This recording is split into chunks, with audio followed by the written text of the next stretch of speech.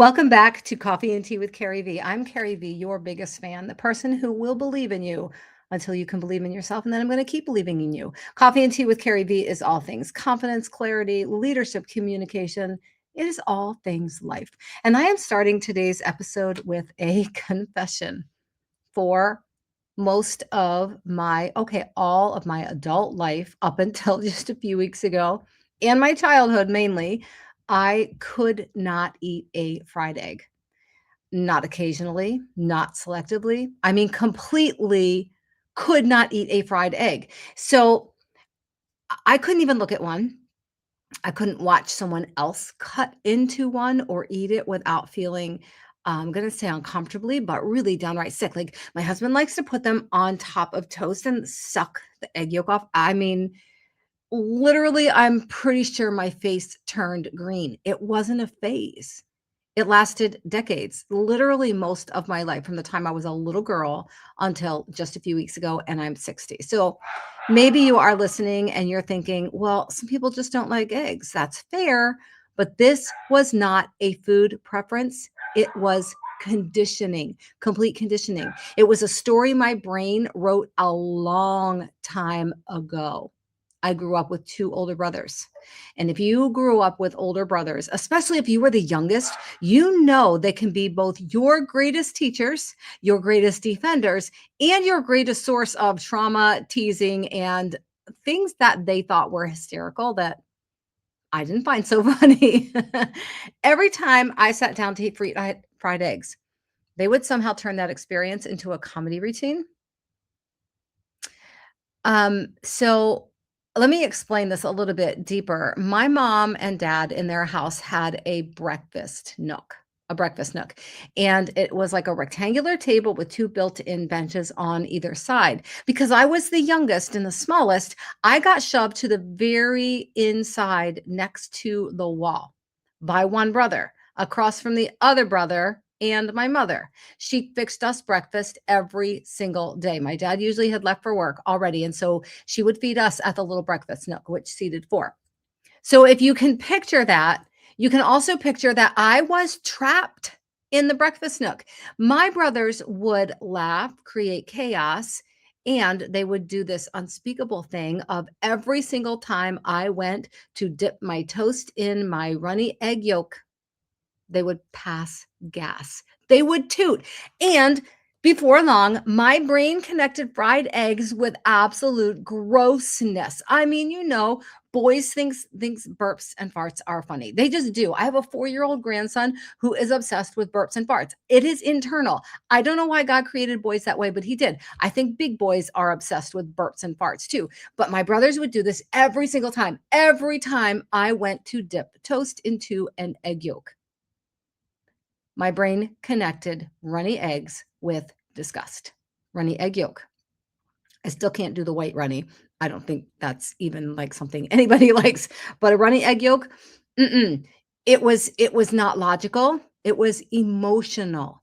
And emotional learning is very, very, very powerful. The fascinating thing about our brains is that they're always trying to protect us. Our brain is there, literally created to protect us.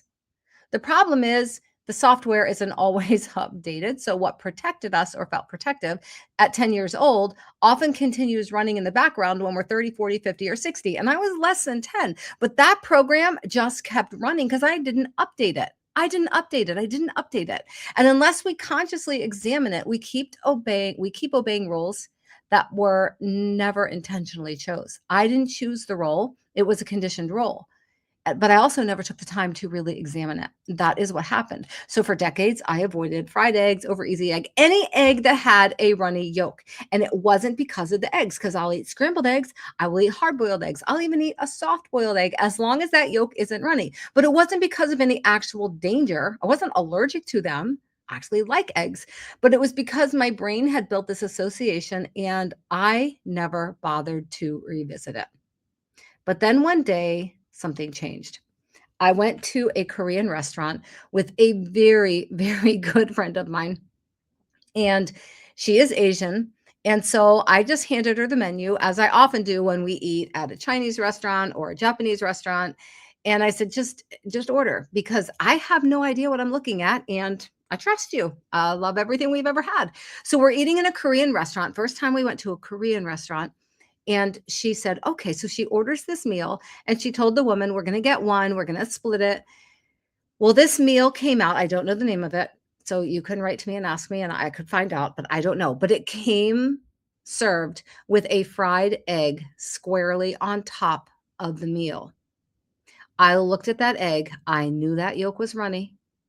And I started doing what I always do, like looking away, mentally checking out of the situation, maybe excusing myself to go to the bathroom real fast. But then my friend took the knife and fork and started cutting that egg up on top of the meal and mixing it all together, explaining that this meal in Korea is eaten by taking that egg and breaking it open, cutting it up and mixing it through the entire meal. And I sat there frozen.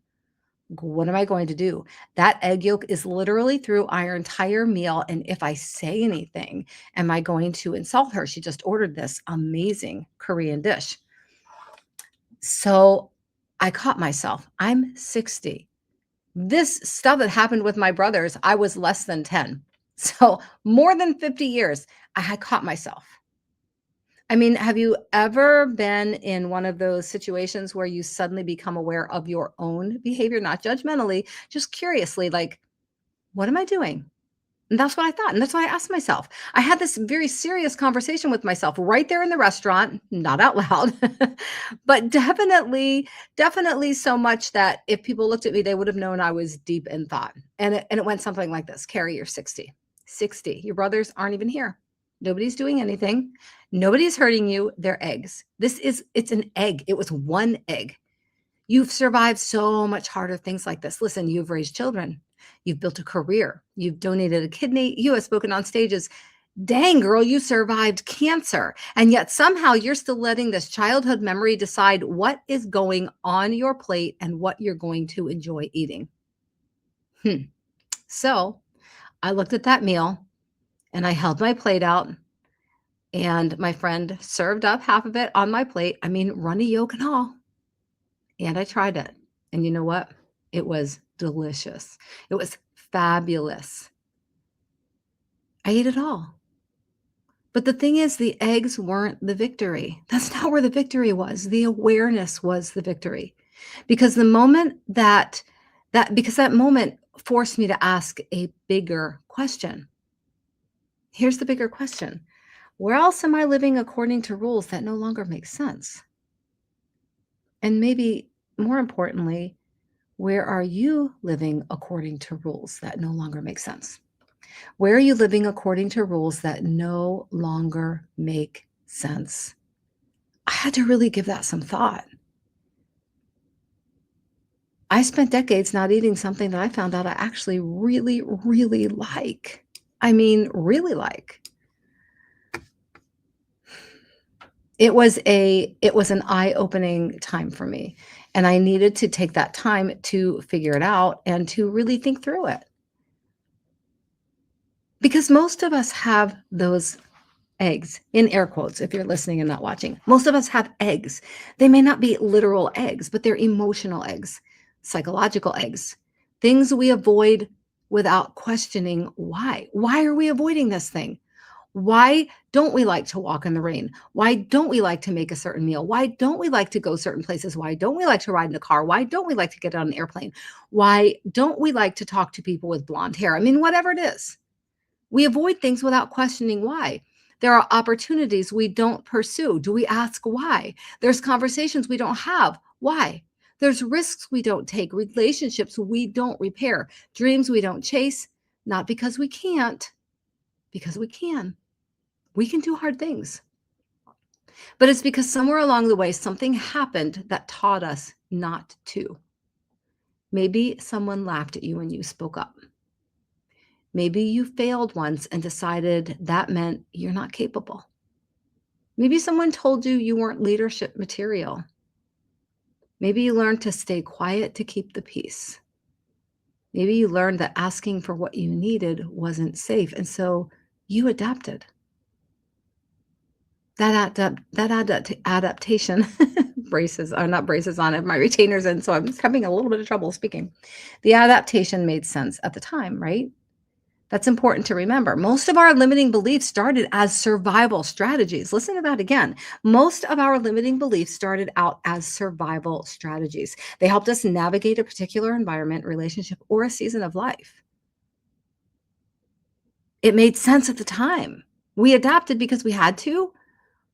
They were survival strategies, but it became a limiting belief that stayed with us. The problem comes when we keep carrying those beliefs long after they have stopped serving us. My brothers were not trying to ruin breakfast for the rest of my life. They were just being brothers. My oldest brother has been gone for 14 years, but I will say this, when he passed away, he was still laughing about those stories. My brother Tim will still laugh about this. They still find it hysterical because they're boys and they're brothers.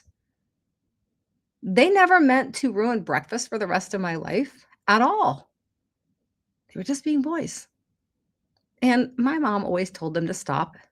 And sometimes they would for a few days, but it always came back. I mean, I carried the consequence of it anyway because I never let my brain reset. So here's my question for you. How many things are you carrying that someone else did that they don't even remember? Or even if they do, who cares? How many limitations are you honoring that nobody is enforcing except yourself? How many limitations are you honoring that nobody is enforcing except you?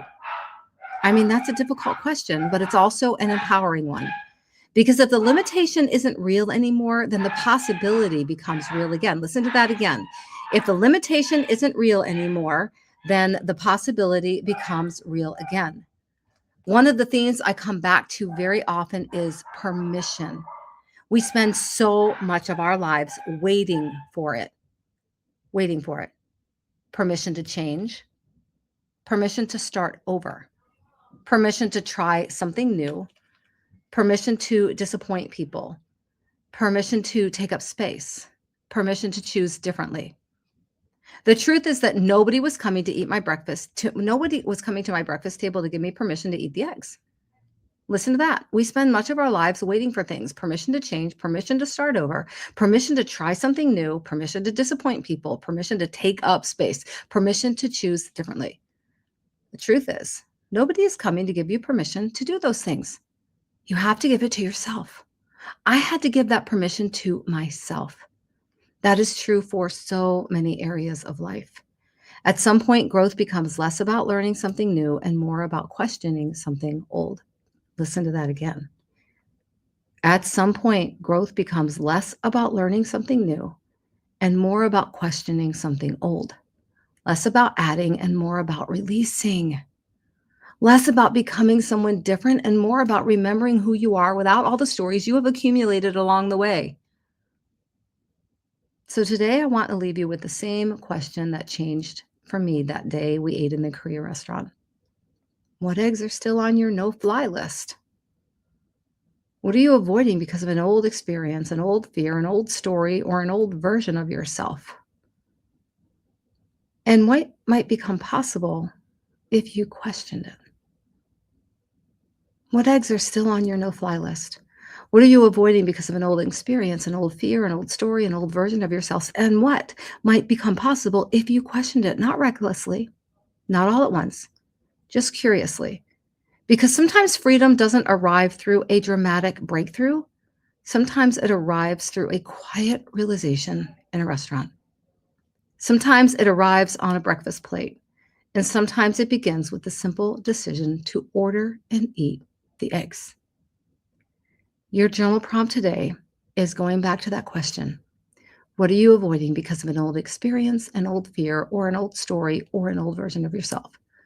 And what would be possible if you questioned it? What eggs are on your no-fly list? And what are you going to do about it? I hope that this encourages you to reach out and make a change and make a difference in your life. Become the person who you were created to become. And start ticking things off that no-fly list. Because girl, boy, you are created for greatness.